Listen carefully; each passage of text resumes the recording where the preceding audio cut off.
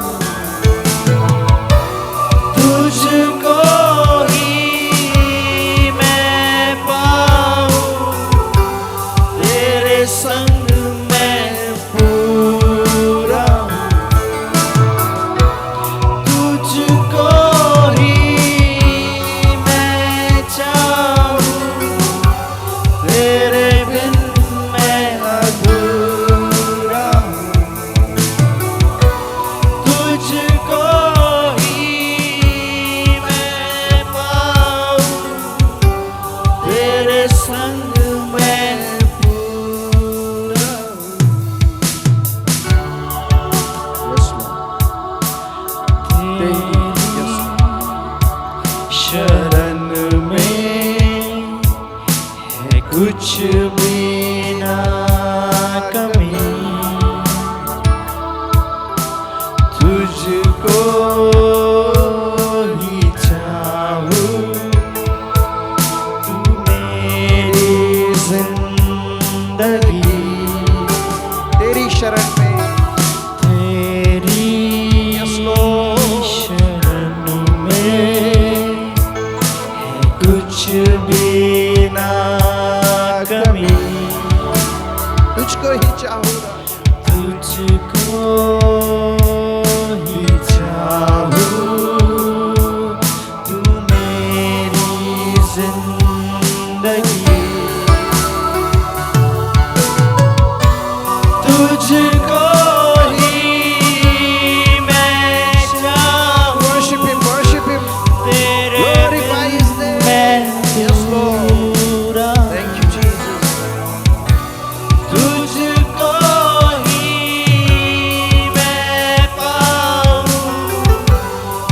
तेरे संग मैं पूरा हूँ।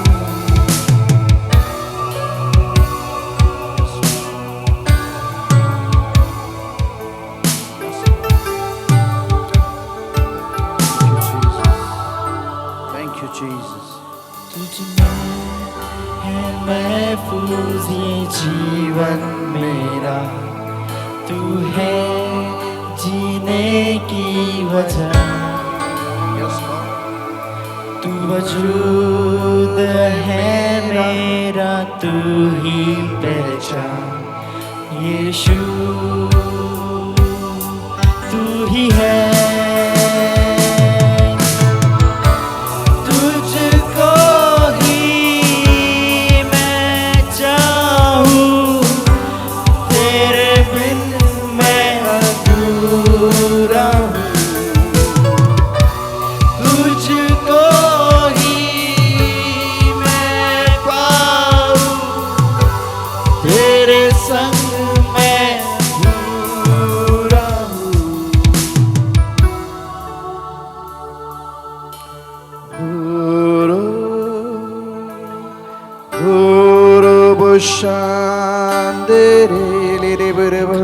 Worship him, pray in the tongues.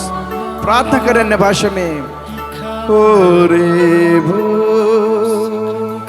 सांदरबा सोरे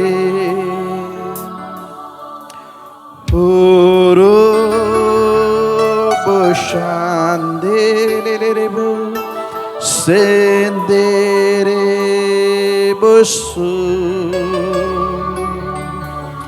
ओरे बोलोरो बोशांदे ओरो बोसांदेरे। Hallelujah, hallelujah, hallelujah, hallelujah, hallelujah. Worship, worship, worship. प्रभु की आराधना करें। Oh yes Lord, तेरी पनाह में, हाँ प्रभु, आपकी पनाह में हम सुरक्षित हैं। थैंक यू लॉर्ड, धन्यवाद देते हैं। तेरी पनाह में पाऊं मैं शिफा है। तेरा ये भवन कितना है प्यारा। सचमुच प्रभु आपके भवन में आनंद की भरपूरी होती है।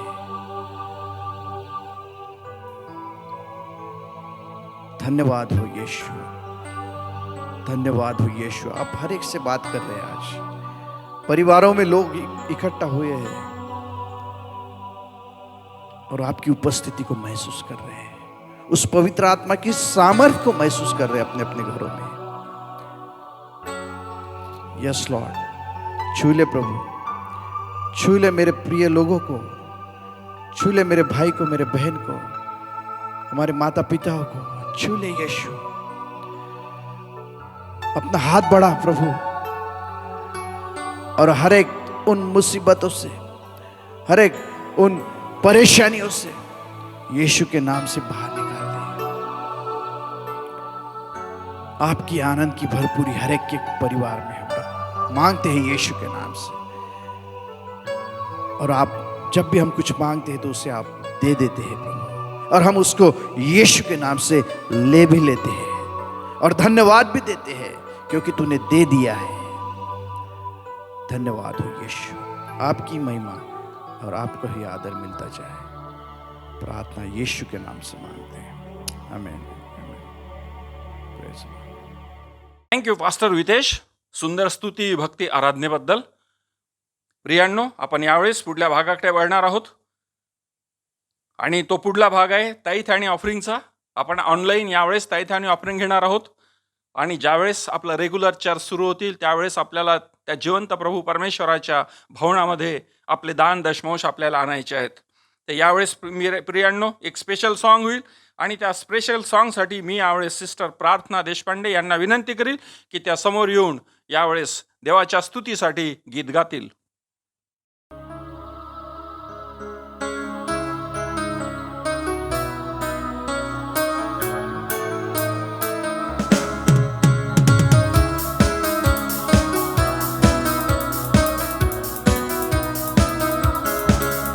जो सर्वज प्रभु के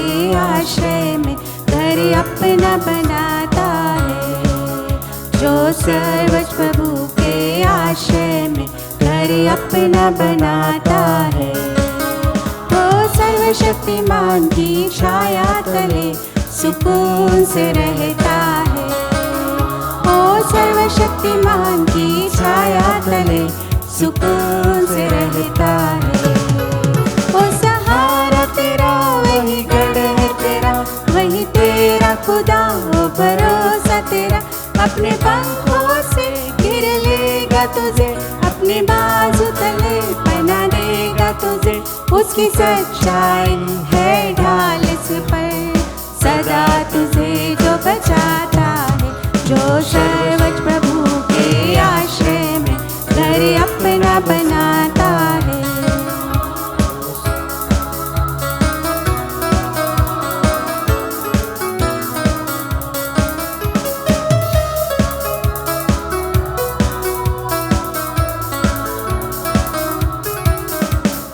रात के भय से तू न डरेगा, न दिन के उड़ते हुए तेरे से डरेगा।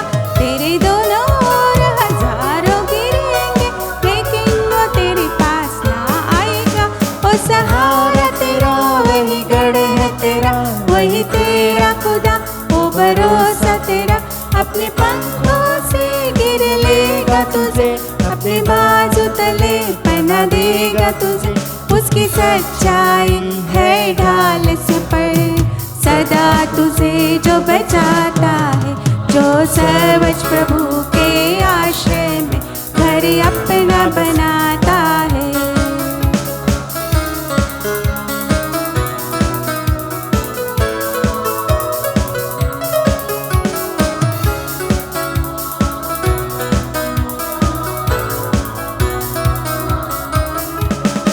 घर यहोवा के पनाह में रहोगे, हर मुसीबत से तुम तो बचोगे।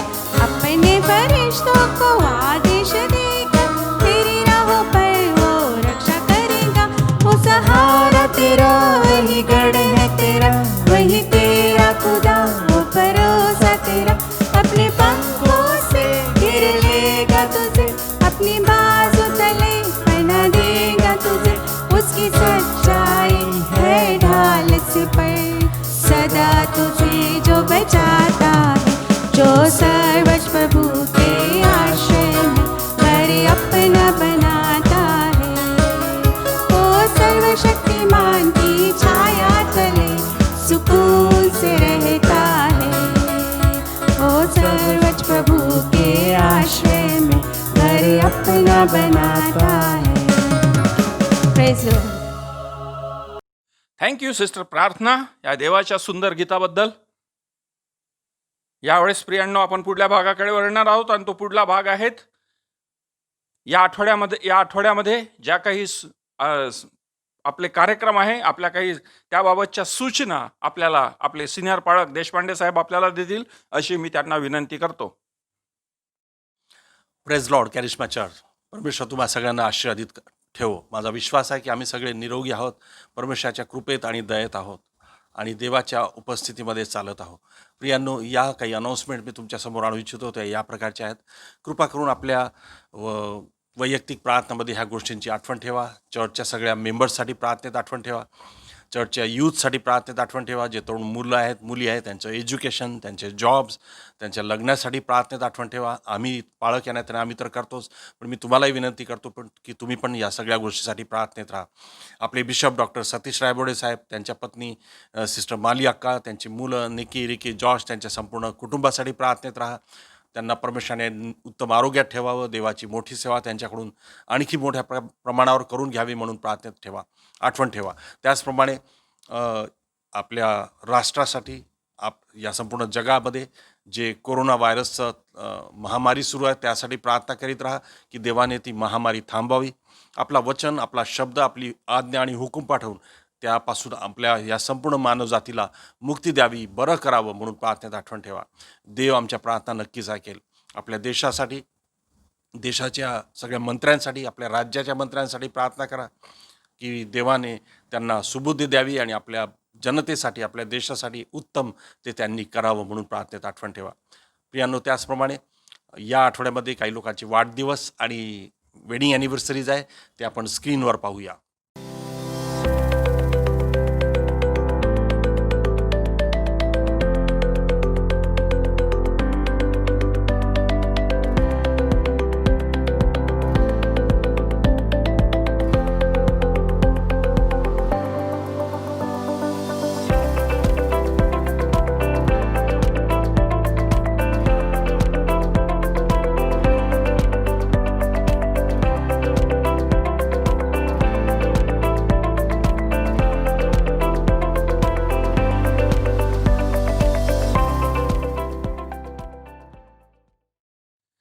थँक्यू बाळकसाहेब. यावेळेस आपण जे ऑफरिंग घेतलेले आहेत त्या ऑफरिंगसाठी आणि मध्यस्थीच्या प्रार्थनेमध्ये आपण यावेळेस जाणार आहोत. तर आपण ऑफरिंगसाठी आपण यावेळेस सर्वात आधी आपण प्रार्थना करूया. हे माझ्या सर्व सामर्थी, सर्व शक्तिमान, आकाश आणि पृथ्वीच्या निर्माणकर्त्या प्रभू परमेश्वरा, येशूच्या नावाने मी यावेळेस तुझ्या जवळ येतो बापा. तुझ्या नावाला मी धन्यवाद देतो प्रभू परमेश्वरा, की ही सुंदरशी संधी प्रभू परमेश्वरा तू आम्हाला दिली, की आम्ही तुझ्या स्तुती भक्ती आराधनेमध्ये जावं, तुझ्या सानिध्यामध्ये जावं. आणि प्रभू परमेश्वरा, केवळ मान महिमा गौरव केवळ तुलाच आणि तुलाच द्यावा. हे माझ्या सर्व सामर्थी जिवंत प्रभू परमेश्वरा, यावेळेस ऑनलाईन ऑफरिंग घेण्यात आलेली आहे प्रभू परमेश्वरा. त्या ऑफरिंगला मी यावेळेस प्रभू परमेश्वरा तुझा दास या नात्याने तुझ्याजवळ प्रार्थना करतो. हे माझ्या जिवंत प्रभू परमेश्वरा, ज्यांनी हे तुझ्या राज्यासाठी पेरलेलं आहे त्या प्रत्येकांना प्रभू परमेश्वरा तू हजारो पटीच्या आशीर्वादाने तू त्यांना आशीर्वादित आणि आशीर्वादित कर. याचा उपयोग प्रभू परमेश्वरा तुझ्या कार्यासाठी करून घे आणि याच्याद्वारे तुझं कार्य प्रभू परमेश्वरा अधिक जोमाने होतील. असंच कार्य प्रभू परमेश्वरा या ऑफरिंगच्या द्वारे तू घडवून आण प्रभूजी. प्रत्येकांना तू आशीर्वादित कर, या ऑफरिंगला तू आशीर्वादित कर. तू या ऑफरिंगचा स्वीकार तू केलेला आहे म्हणून तुझ्या नावाला धन्यवाद देतो आणि त्या प्रत्येकाला तू आशीर्वादित केलेला आहे त्यासाठी सुद्धा मी तुला धन्यवाद आणि धन्यवाद देतो प्रभूजी. यावेळेस आपण मध्यस्थीच्या प्रार्थनेमध्ये जाऊया. हे माझ्या सर्व सामर्थी जिवंत प्रभू परमेश्वरा, ख्रिस्त येशूच्या नावाने पुन्हा एकदा तुझ्या जवळ येतो. तुझ्या नावाला मी धन्यवाद देतो प्रभू परमेश्वरा, की ही सुंदरशी संधी प्रभू परमेश्वरा तू मला लाभू दिली. या संधीबद्दल मी तुझ्या नावाला धन्यवाद आणि धन्यवाद देतो प्रभूजी.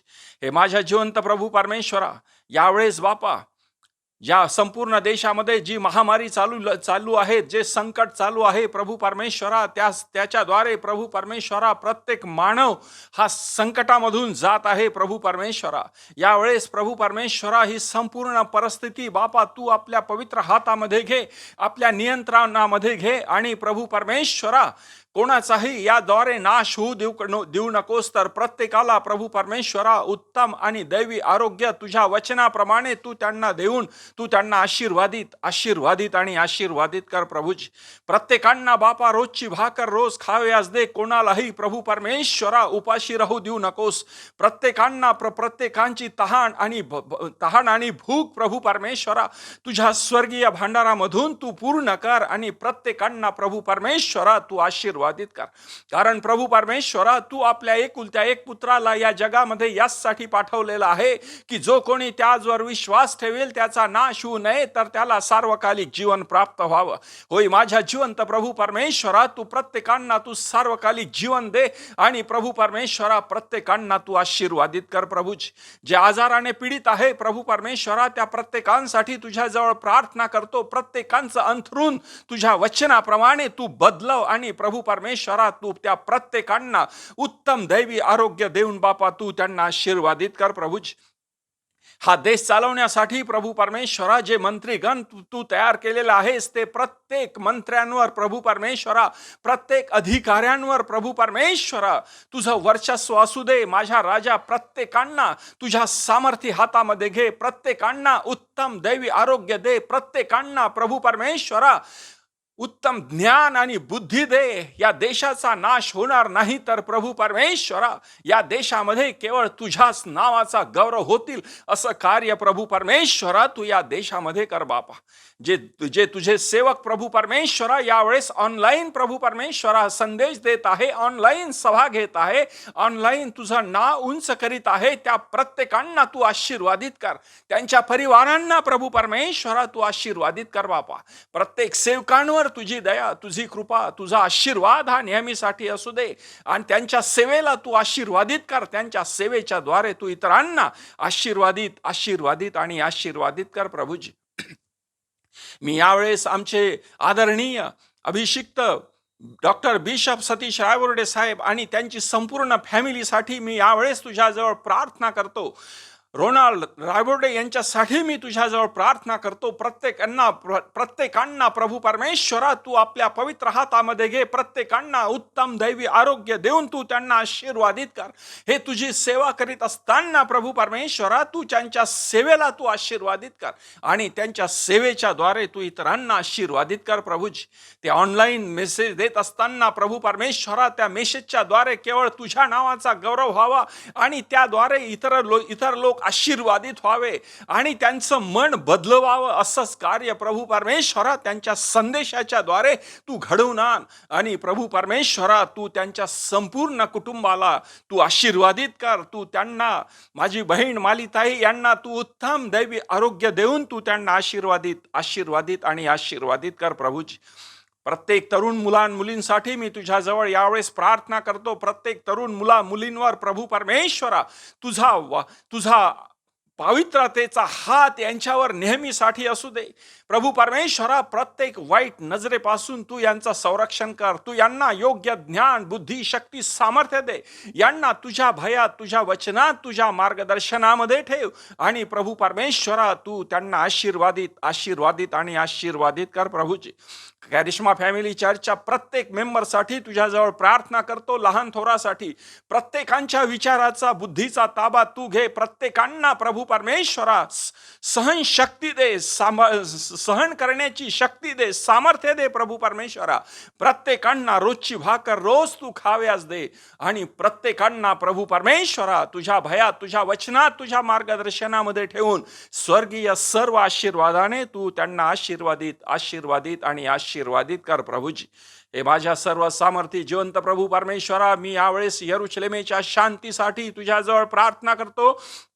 कारण स्तोत्र संहिता 122:6 मध्ये तुझं वचन आहे, इस्रायलाच्या शांतीसाठी, यरूशलेमेच्या शांतीसाठी प्रार्थना करा. आणि तुझ्या वचनाप्रमाणे प्रभू परमेश्वरा मी यावेळेस त्या यरूशलेमेच्या शांतीसाठी तुझ्याजवळ प्रार्थना करतो. त्या यरूशलेम नगरी प्रभू परमेश्वरा ही तुझी नगरी, त्यामध्ये राहणारा प्रत्येक इसाम हा तुझा आहे प्रभूजी. तू त्याला निवडलेला आहे. त्या यरूशलेम नगरीवर तुझी दया, तुझी कृपा, तुझी शांती, तुझा अनुग्रह हा नेहमीसाठी असू दे. आणि प्रत्येकांना प्रभू परमेश्वर त्या नगरीमध्ये राहणाऱ्या प्रत्येकांना प्रभू परमेश्वरा स्वर्गीय सर्व आशीर्वादाने प्रभू परमेश्वरा तू त्यांना आशीर्वादित आणि आशीर्वादित कर. यावेळेस इस्रायल लोकांसाठी मी तुझ्याजवळ प्रार्थना करतो. ज्या लोकांना गुलामगिरीमधून तू बाहेर काढलेला आहेस, त्या 20 लाख इस्रायल लोकांसाठी प्रभू परमेश्वरा मी यावेळेस तुझ्याजवळ प्रार्थना करतो. माझ्या जिवंत प्रभू परमेश्वरा त्या इस्रायल लोकांवर, त्यांच्या लेकरा बाळांवर तू दया कर. प्रत्येकांना प्रभू परमेश्वरा रोजची भाकर रोज खाव्यास दे. कोणाचाही नाश होऊ देऊ नकोस, तर प्रत्येकांचा सांभाळ तुझ्या सामर्थी हाताने तू करून प्रत्येकांना स्वर्गीय सर्व आशीर्वादाने तू त्यांना आशीर्वादित आणि आशीर्वादित कर प्रभूजी. धन्यवाद प्रभू परमेश्वरा. कॅरिश्मा चर्चच्या प्रत्येक पाळक वर्गांसाठी, त्यांच्या कुटुंबासाठी मी तुझ्याजवळ प्रार्थना करतो. प्रत्येकांना सहनशक्तीचा आत्मा दे. प्रत्येकांना सहन करण्याचं ज्ञान, बुद्धी दे प्रभू परमेश्वरा. प्रत्येकांना तुझ्या वचनाचं सामर्थ्य दे आणि त्यांच्या सेवेच्या द्वारे तू इतरांना आशीर्वादित कर. त्यांच्या कुटुंबाला, त्यांच्या परिवारांना तू आशीर्वादित आणि आशीर्वादित कर. ही प्रार्थना आमचा धन्य तारणारा प्रभू येशू ख्रिस्त याच्या प्रिय आणि गोड नावामध्ये करतो म्हणून तो ऐक. आमेन. Praise the Lord. मी पुन्हा एकदा प्रभू येशू ख्रिस्ताच्या सामर्थी नावामध्ये तुम्हा प्रत्येकांचं मी स्वागत करतो. जे ऑनलाईन ही सभा अटेंड करीत आहे त्या प्रत्येकांचं प्रियांनो अत्यंत महत्त्वाचा भाग म्हणजे देवाचं वचन, जे आम्हाला यावेळेस देवाचे अभिषिक्त दास पास्टर क्रिस्टोफर जॉन यांच्याकडून आम्हाला प्राप्त होणार आहेत. तर प्रियांनो, मी यावेळेस पास्टर क्रिस्टोफर यांना विनंती करील की ते देवाचं वचन घेऊन समोर येतील. आपण यावेळेस त्यांचं आणि देवाच्या वचनाचं यावेळेस आपण टाळ्या वाजवून स्वागत करूया. Praise the Lord, hallelujah. आज के इस रविवार की आराधना में आप सबका फिर से स्वागत है। मुझे बहुत खुशी हो रही है आपके बीच में आज के वचन को लेकर आने के लिए।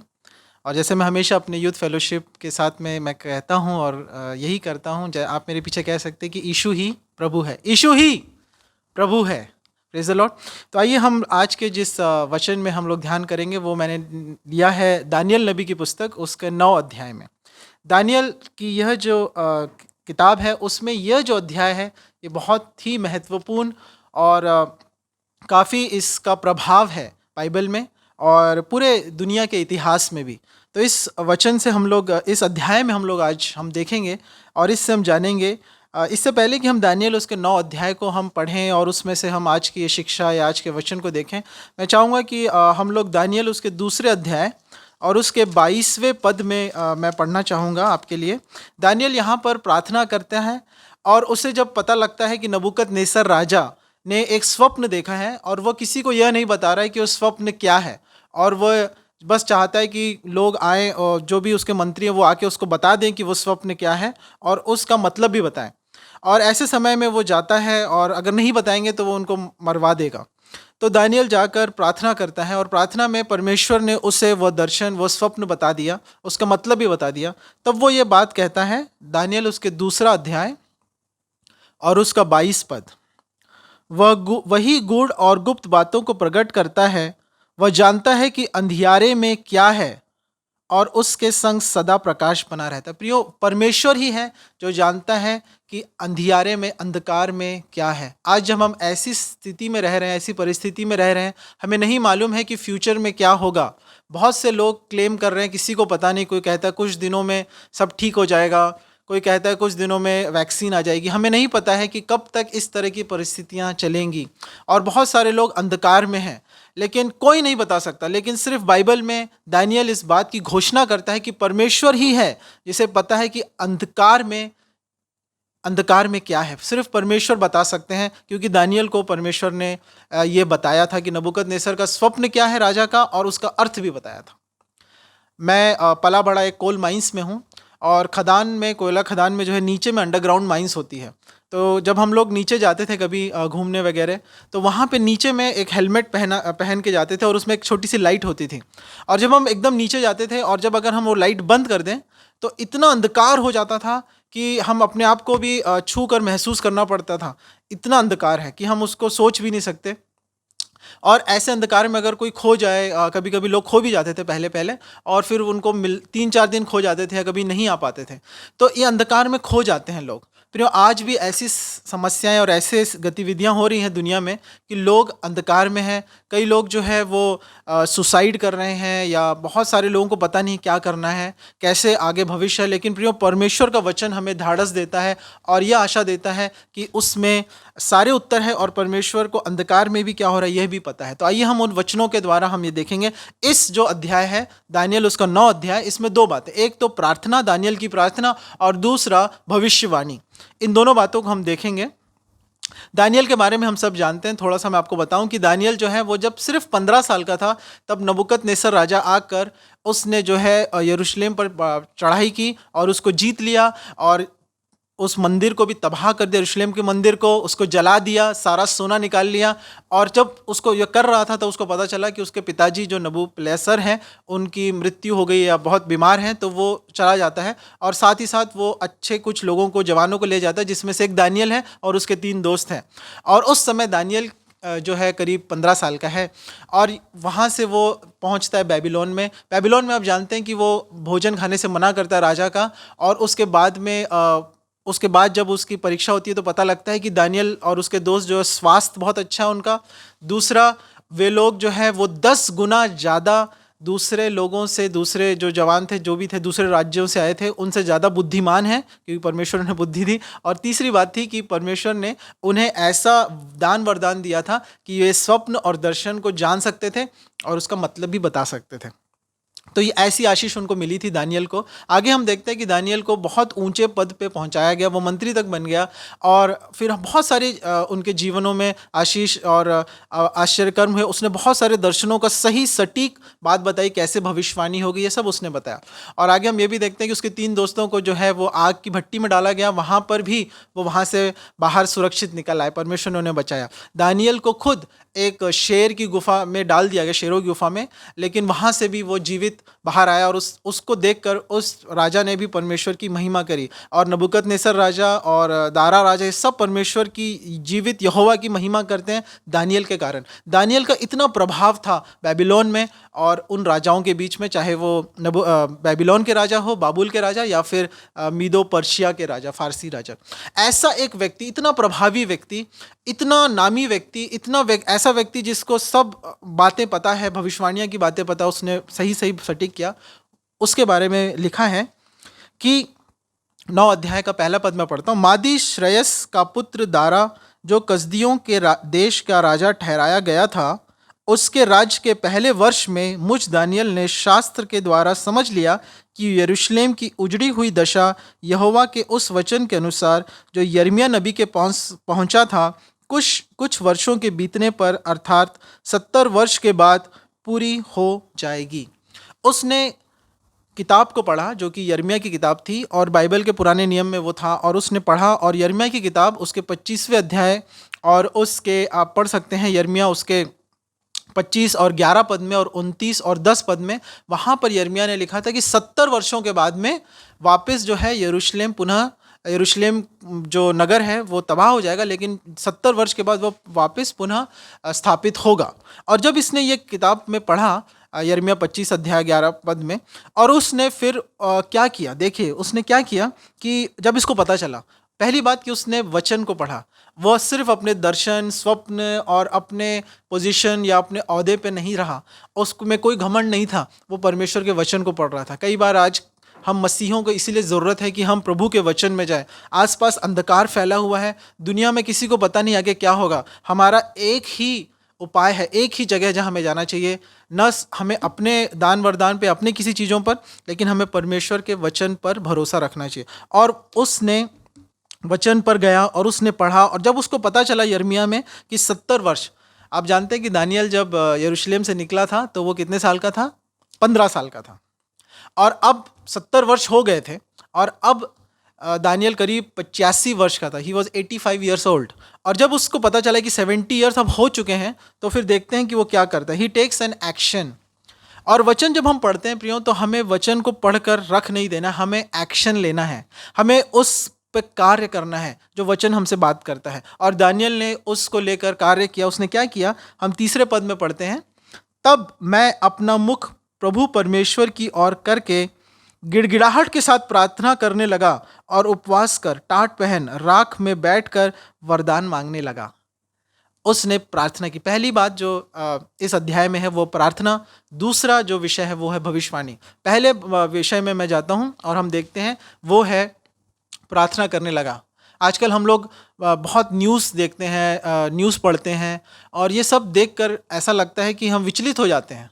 कई लोग जो है उनको लगता है भी क्या करें क्या ना करें, कितनी सफाई करें, कितना बचाएं अपने आप को पूरा बचा के रखें, कितना हम बचाएंगे अपने आप को। लेकिन प्रियो, ये समय हमें ये है कि और हम क्या कर सकते हैं, कैसे कर सकते हैं। लेकिन हम कितना भी करें, हमें सबसे पहले जो मेन फोकस वो हमें होना चाहिए कि हम बाइबल पढ़ना और प्रार्थना करना चाहिए। हम सब मसीही का यही दर्शन होना चाहिए कि हम प्रार्थना करें। और ऐसे समय में जब उसे पता चला कि यरूशलेम में बहुत समस्याएं हैं, वो पूरा उजड़ गया है और साथ ही साथ मंदिर भी उजड़ा हुआ है, तो फिर उसने प्रार्थना करी। और समय आ चुका है, 70 वर्ष बीत गए हैं। तो he began N intense and prolonged prayer for restoration of Jerusalem. उसी रीति से वो प्रार्थना करने लगा। आज हम भी कलीसियाओं में मिल नहीं पा रहे हैं, प्रभु का काम जितना होना चाहिए वो नहीं हो पा रहा है, क्योंकि बहुत सारे मिशनरीज़ के पास तक वो साधन नहीं पहुंच रहे कि वो प्रभु का काम कर सकें। ऐसे समय में हमें प्रार्थना की ज़रूरत है। हम सब मसीहों की हम प्रार्थना करें, एक दूसरे के लिए, खासकर मसीहों के लिए, प्रभु के पास में जाएं। और दानियल ने भी वैसा किया, वो प्रार्थना करने लगा। कैसे प्रार्थना करी? उसने उपवास किया, उसने जो है राख लगाया, टाट पहनकर वो प्रार्थना करने लगा। उसकी प्रार्थनाओं के कुछ विशेष बातें हैं। उसे राजाओं के बीच में रहना पता था, वो राजाओं के बीच में रहता था, उसे अपनी बात राजाओं के सामने कैसे लानी है वो पता था। और इसीलिए यह प्रार्थना जो उसने करी है 9वें अध्याय में 19 पद तक, वो पूरी की पूरी प्रार्थना है। और इस प्रार्थना को हमें स्टडी करना चाहिए। तो आइए हल्की छोटी बातें हम देखेंगे, कुछ मेन बातें आप देखेंगे। मैं चाहूँगा कि आप इसे आज ज़रूर इस पूरे अध्याय को पढ़ें। लेकिन यहाँ पे हम देखते हैं कि वो बार बार ये कह रहा है कि मैंने पाप किया है प्रभु, और मेरे लोगों ने पाप किया है, यहूदा ने पाप किया, यरूशलेम के वासियों ने पाप किया, और हमारे पापों के कारण सही रीति से हमें यह दंड मिला है कि हम अपने देश से दूर हैं और हम यहाँ गुलाम हैं। लय व्यवस्था उसके 26वें अध्याय में मूसा ने बताया था, अगर तुम यह पाप करोगे तो फिर तुम्हारे ऊपर ये सारे दंड आएंगे। और वैसे ही ये दंड इनके ऊपर आए थे, और वैसे ही जजमेंट इनके ऊपर हो रहा था। और फिर वो कहता है कि हाँ, हमने पाप किया, यहूदा ने, कई राजाओं ने पाप किया। मनाशे राजा, आप जानते हैं कि उसने बहुत ही घृणित काम किया था यहूदा के यरूशलेम में। उसने जो है मंदिर में, पवित्र मंदिर में, वहाँ पर परमेश्वर का जो महापवित्र स्थान है, वहाँ पर मूर्तियों को जाके स्थापित किया था। ऐसे घनिष्ठ पाप उसने किए थे, और भी बहुत सारे लैंगिक पाप, और ये सारे पापों के कारण, ये सारी जो है लोगों ने नहीं सुनने के कारण इनके ऊपर ये दशा आ गई थी। ऐसे समय में वो प्रार्थना कर रहा है। पहली बात, वो अपने पापों के लिए, अपने लोगों के पापों के लिए प्रार्थना कर रहा है। और दूसरी बात हम देखते हैं कि वह जो है, आप देखते हैं, मैं आपके लिए पढ़ूंगा 4था पद। मैंने अपने परमेश्वर यहोवा से इस प्रकार प्रार्थना की और पाप का अंगीकार किया, हे प्रभु, तू महान और भय योग्य परमेश्वर है, जो अपने प्रेम रखने और आज्ञा मानने वालों के साथ अपनी वाचा को पूरा करता और करुणा करता है। वो कहता है कि अपनी वाचा को पूरा करता है। सब कहें वाचा। अपनी वाचा को पूरा करता है। वाचा जो है कवनेंट रिलेशनशिप, वो यहोवा को, परमेश्वर को दुहाई दे रहा है कि परमेश्वर, आप अपने वाचा को याद करें। कौन सी वाचा थी जो परमेश्वर ने यहूदियों और इजराइलियों के साथ बांधी थी, दानियल के लोगों के साथ बांधी थी? पहली हम जानते हैं कि परमेश्वर ने अब्राहम के द्वारा एक वाचा बांधी थी, जो उत्पत्ति 12, 13, 15 में हम पढ़ते हैं, जिसमें यह वाचा थी कि अब्राहम के वंश के लोग जो है वो हमेशा उस प्रॉमिस्ड लैंड में, वाचा के नगर में हमेशा वो रहेंगे। और वो जगह है इज़राइल, और वहीं पे वो बसेंगे, काना देश में, जहाँ पे मधु बहती है, और ऐसी जगह में वो, दूध और मधु बहती, ऐसी जगह में वो रहेंगे, ऐसा परमेश्वर ने कहा था। और यही वो जगह थी। लेकिन अब वो वहाँ नहीं रह रहे थे, बसे हुए नहीं थे वो। तो इसीलिए परमेश्वर को वाचा वो याद दिलाता है। दूसरा, दानियल परमेश्वर को याद दिलाता है, स्मरण दिलाता है, वो है दाऊद की वाचा। दाऊद के द्वारा जो वाचा परमेश्वर ने दाऊद के साथ बांधी थी। और उसमें क्या हुआ था कि परमेश्वर, ये वाचा थी कि दाऊद के संतान जो है, या दाऊद के वंश हमेशा उस पर राज करेगा, इज़राइल पर राज करेगा, अपने लोगों पर, और वह राज हमेशा हमेशा का रहेगा। और न तो इज़राइल में इस समय कोई राजा था तब दानियल प्रार्थना कर रहा है, और न वो राज्य था, इसीलिए वो उसको भी याद कराता है परमेश्वर को। तो ये दो मेन वाचाओं को वो याद कराता है परमेश्वर को, जो आप दूसरा इतिहास, दाऊद की वाचा को आप दूसरा इतिहास उसके 13वें अध्याय में, और दूसरा शमूएल उसके 7वें अध्याय में आप पढ़ सकते हैं। और वो पूरी रीति से कहता है कि हाँ, हमारे ही पापों, हमने वाचाओं को भी तोड़ा है इसीलिए। लेकिन अब 70 वर्ष हो गए हैं प्रियो, और अब समय आया है कि अब जो है वो वहाँ पर जो है इसका अंत हो। और वैसा ही हुआ। और आखिर में वो कहता है कि प्रभु, आपके नाम के निमित्त आप ऐसा कीजिए, जो हम पढ़ते हैं 18वें पद में, हे मेरे परमेश्वर, कान लगाकर सुन, आँख खोलकर हमारी उजड़ी हुई दशा, उस नगर को भी देख जो तेरा कहलाता है, क्योंकि हम जो तेरे सामने गिड़गिड़ाकर प्रार्थना करते हैं, वह अपने धर्म के कामों पर नहीं, वरन तेरी बड़ी दया के कामों पर। वो पूरी रीति से अपने आप को परमेश्वर की दया भरोसे पे छोड़ देता है। और दूसरी बात वो कहता है कि अपने नाम के निमित्त, परमेश्वर का नाम के निमित्त, प्रियो, आप और मैं मसीही कहलाते हैं, हम मसीही हैं, हम मसीह के हैं, और इसीलिए हम उसके नाम के निमित्त हमें प्रार्थना करना है। ये हमें एक सिंबल है, एक मॉडल है, जिस रीति से हमें प्रार्थना करना है इन समयों में। और क्या परमेश्वर ने उसका उत्तर दिया? हाँ, ऐसा ही हुआ। आप जानते हैं कि जब 70 साल बीत गए थे और उसके बाद साइरस किंग जो पर्शिया का राजा था, जो बेबीलोन में राज कर रहा था, और जिसको कुसरू राजा कहते हैं, जो आप 10वें पद में पहले पद में देख सकते हैं। और उस राजा ने डिक्री किया और निकाला, एक आदेश निकाला, और जिसके कारण सारे जो लोग जाना चाहते थे वापस वो जा सकते थे और यरूशलेम को फिर से बना सकते थे। उसने पैसे भी दिए, उसने सब कुछ प्रदान किया ताकि ये लोग जाएं और उस मंदिर को और यरूशलेम नगर को बसाएं, जो आप एजरा और नहमिया में आप पढ़ सकते हैं सबको। तो दानियल की प्रार्थना सुनी गई, यिर्मयाह की भविष्यवाणी पूरी हुई, क्योंकि एक व्यक्ति धर्मी था। इज़ेकियल ने भी कहा है कि 3 व्यक्ति हैं संसार में जो धर्मी उस समय के, और वो थे, एक था नूह, एक था अय्यूब और एक था दानियल। प्रियो, हमें यह वचन सिखाता है कि हमें प्रार्थना करना है। हमें अंधकार में, जैसे दानियल कहते हैं कि अंधकार में भी परमेश्वर देख सकते हैं। प्रियो, आपके अंधकार की परिस्थिति, आप सोच रहे होंगे कि आपके अंधकार में आप हैं, आपके आसपास आपके भविष्य के बारे में आपको पता नहीं है, लेकिन प्रियो, अगर आप प्रार्थना करेंगे तो आपके जीवन के अंधकार में भी परमेश्वर वो देख सकता है और आपके पास में उपाय ला सकता है। ज़रूरी है कि हम परमेश्वर के वचन को पढ़कर, समझकर और प्रार्थना करें और प्रभु से मांगे। प्रियो, यह समय है कि हम सब मिलकर प्रार्थना करें अपने देश के लिए, एक बेदारी के लिए, एक रिवाइवल के लिए। हम गीत गाते हैं, बाबुल में तूने बेदारी भेजी, दानियल की तूने प्रार्थना सुनी। वैसे ही प्रियो, हमें भी यही प्रार्थना करना है कि परमेश्वर हमारे नगर को आप बेदारी भेजिए, हमें स्वस्थ रखिए, हमें बचाए रखिए। दूसरी, हमने प्रार्थना को देखा। दूसरा जो है, हम भविष्यवाणी को देखेंगे और मैं अंत करूंगा। और दूसरा जो है वो 20 पद से हम अगर पढ़ेंगे तो उसमें जो है भविष्यवाणी को हम देख सकते हैं। ठीक है, तो उसमें जो है जिब्राइल स्वर्गदूत, गैब्रियल स्वर्गदूत आता है और कहता है कि हे दानियल, तू महान, तू बहुत परमेश्वर के बहुत निकट है। और वो कहता है कि मैं तुझे 23 पद में कहता है, जब तू गिड़गिड़ाकर विनती करने लगा तब ही उसकी आज्ञा निकली, इसलिए मैं तुझे बताने आया हूँ, क्योंकि तू अति प्रिय ठहरा है। वो कहता है कि दानियल तू अति प्रिय ठहरा है। और प्रिय, जब आप प्रार्थना करते हैं, मैं प्रार्थना करता हूँ, तो हम भी अति प्रिय ठहरते हैं परमेश्वर के। और फिर वो जिब्राइल स्वर्गदूत बोलते, दानियल तू अति प्रिय ठहरा है और मैं तुझे बताने के लिए आया हूँ। और उसने कुछ भविष्यवाणी को उसको डिक्लेयर किया या बताया। जल्दी से हम 5 मिनट में हम इसको देखेंगे। और हालांकि इसको समझने के लिए इस भविष्यवाणी को बहुत समय लग सकता है। मैं इन समय में दानियल को स्टडी कर रहा हूँ। अगर आपको कोई भविष्यवाणी या दानियल की किसी चीज़ के लिए आपको समझना हो तो ज़रूर मुझे कॉल करें या मेरे साथ बात करें। तो खैर, मैं इसको जल्दी से आपको भविष्यवाणी की बात को मैं बताऊंगा। पहली बात 24 पद में देखिए, वो कहता है, तेरे लोगों और तेरे पवित्र नगर के लिए 70 सप्ताह ठहराए गए हैं। 70 सप्ताह मतलब 70 मतलब 70 और इंटू सप्ताह, एक सप्ताह में कितने दिन होते हैं? 7। तो 7 को लेना चाहिए। तो 70 इंटू 7 कितना होता है? 490, यानी 490 साल। 490 साल ठहराए गए हैं, वो कहता है। जिसमें से वो कहता है कि पहला सप्ताह जो है वो यरूशलेम के लिए दिया गया है। 25 पद में लिखा, इसलिए जान ले और समझ ले कि यरूशलेम को फिर बसाने को की आज्ञा से निकलने के लिए अभिषेक प्रधान के समय 7 सप्ताह बीतेंगे। एक सप्ताह मतलब 7 सप्ताह मतलब 7 इंटू 7 है ना। 7 इंटू 7 कितना होता है?